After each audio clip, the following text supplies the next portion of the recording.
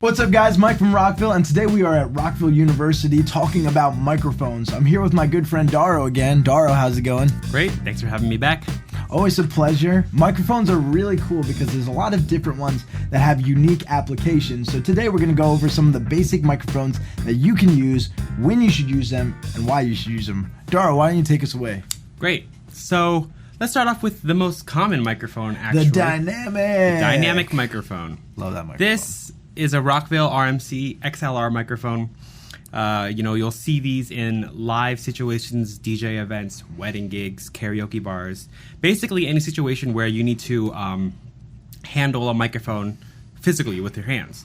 They don't pick up a lot of vibrations when you move them around too much, so they're great with that. They're extremely durable. You could drop these things and normally it won't really affect them too much.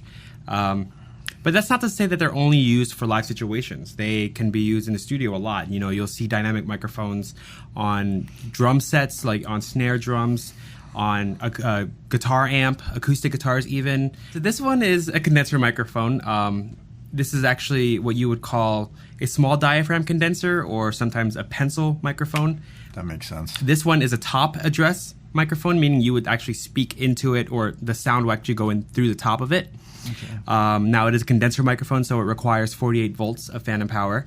And condenser microphones in general are a lot more sensitive than dynamic microphones, meaning they pick up a wide range of sounds. They're usually a lot more clear. They can pick up a lot of high end, more so than a dynamic microphone can.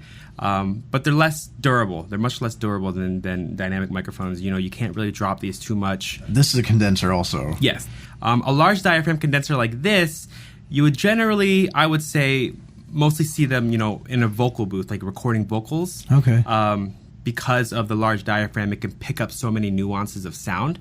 Now, that being said, large diaphragm condensers, actually diaphragm condensers in general, can pick up just about everything. So I would actually highly suggest recording in acoustically treated environments. Gotcha. You know, like even with the shield? Yeah, so we Rockville offers an RMF1 microphone shield, which can block out a lot of audio from the back because diaphragms are so sensitive. You can actually pick up a lot of noise, like air conditioning, birds chirping outside. Like they're so sensitive they can pick up those types of things. Ribbon microphones are much more fragile than dynamic microphones, just because ribbons are so extremely thin. It's made of aluminum foil. They're very, very thin. They're very delicate. And in the old days, they were very, I would say, they were much more fragile than they are now. Okay. They're built a lot more durable now, and sometimes can be used in live settings, but you will generally find these in recording studios. So this one here is actually another interesting microphone. This is a Behringer ECM 8000.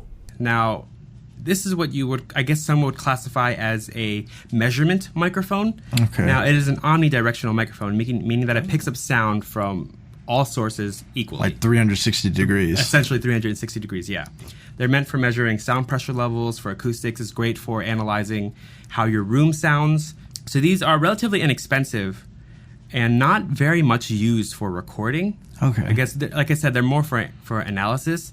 But you can sometimes find these types of microphones in pianos just because of how flat they are. Like in terms of frequency response, they don't add a lot of color to your sound. Gotcha. So if you have an amazing sounding, Steinway piano, you want to capture it exactly how it is, you get a pair of these and put them in there, and you'll get the sound as you hear it. Gotcha. Now, the RCM01, like we were talking about before, is actually a cardioid microphone. So actually, it's one of the several different types of pickup patterns that you can have in a microphone. Cardioid, which is the most common, it's called cardioid because it's actually shaped like a heart. And so that means the sound comes in from the front and rejects sound from the sides and the rear. Gotcha. Then you have, variations of the cardioid, like supercardiod and hypercardiod, which is essentially a more focused shape, sound from the front.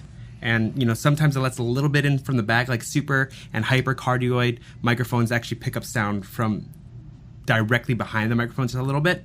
Then you have bidirectional microphones, which actually gets sound equally from the front and from the back, but rejects sound from the side.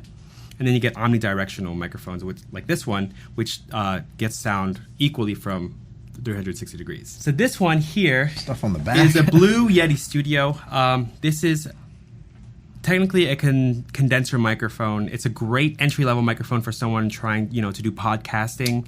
Age of the podcast. Yeah, because the thing is that this doesn't require an audio interface. It's a USB microphone. Ooh. Meaning you can plug it right into your computer without needing an audio interface to power it. It's got its own volume control. You can plug in headphones into it as well. That's pretty nifty. But what's really special about this microphone is actually, if you look on the back, it has a selectable pickup pattern.